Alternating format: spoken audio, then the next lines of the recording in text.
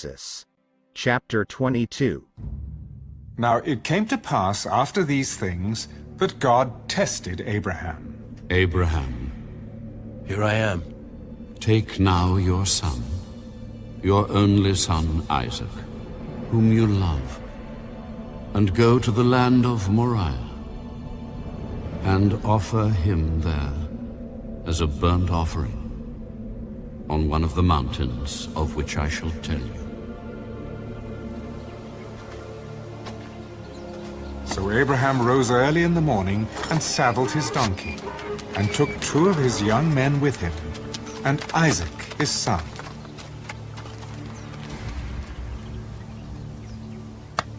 And he split the wood for the burnt offering, and arose, and went to the place of which God had told him. Then on the 3rd day, Abraham lifted his eyes, and saw the place afar off. And Abraham said to his young men, Stay here with the donkey. The lad and I will go yonder and worship, and we will come back to you. So Abraham took the wood of the burnt offering and laid it on Isaac his son. And he took the fire in his hand and a knife, and the 2 of them went together. But Isaac spoke to Abraham his father. My father, Here I am, my son. look, the fire and the wood. But where is the lamb for a burnt offering? My son. God will provide for himself the lamb for a burnt offering. So the 2 of them went together. Then they came to the place of which God had told him. And Abraham built an altar there, and placed the wood in order. And he bound Isaac his son, and laid him on the altar, upon the wood. And Abraham stretched out his hand, and took the knife to slay his son. But the angel of the Lord called to him from heaven, Abraham! Abraham! Here I am. Do not lay your hand on the lad, or do anything to him.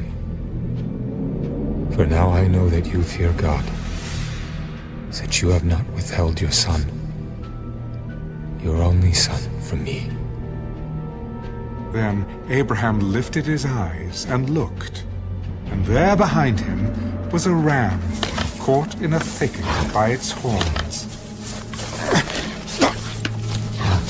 So Abraham went and took the ram, and offered it up for a burnt offering instead of his son. And Abraham called the name of the place, The Lord Will Provide. As it is said to this day, In the mount of the Lord it shall be provided. Then the angel of the Lord called to Abraham a 2nd time out of heaven. By myself I have sworn, says the Lord, because you have done this thing, and have not withheld your son, your only son. Blessing, I will bless you, and multiplying I will multiply your descendants as the stars of the heaven, and as the sand which is on the seashore. And your descendants shall possess the gate of their enemies. In your seed, all the nations of the earth shall be blessed, because you have obeyed my voice. So Abraham returned to his young men, and they rose and went together to Beersheba. And Abraham dwelt at Beersheba. Now it came to pass after these things that it was told Abraham, saying, Indeed, Milcah also has borne children to your brother Nahor, Uz his firstborn, Buz his brother, Kemuel the father of Aram, Chesed, Hazo, Pildash, Jidlaph, and Bethuel. And Bethuel begot Rebekah. These 8 Milcah bore to Nahor, Abraham's brother. His concubine, whose name was Reumah, also bore Tiber, Gaham, Thahash, and Maacah. Genesis chapter 23. Sarah lived 127 years. These were the years of the life of Sarah. So Sarah died in Kirjath Arba, that is, Hebron, in the land of Canaan.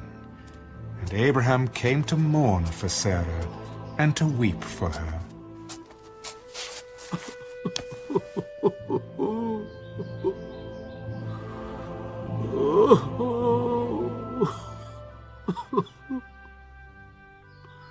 Then Abraham stood up before his dead and spoke to the sons of Heth. I am a foreigner and a visitor among you. Give me property for a burial place among you, that I may bury my dead out of my sight. And the sons of Heth answered Abraham, Hear us, my lord. You are a mighty prince among us. Bury your dead in the choicest of our burial places. None of us will withhold from you his burial place, that you may bury your dead. Then Abraham stood up and bowed himself to the people of the land, the sons of Heth. And he spoke with them. If it is your wish that I bury my dead out of my sight, hear me, and meet with Ephron the son of Zohar for me, that he may give me the cave of Machpelah which he has, which is at the end of his field. Let him give it to me at the full price, as property, for a burial place among you. Now Ephron dwelt among the sons of Heth,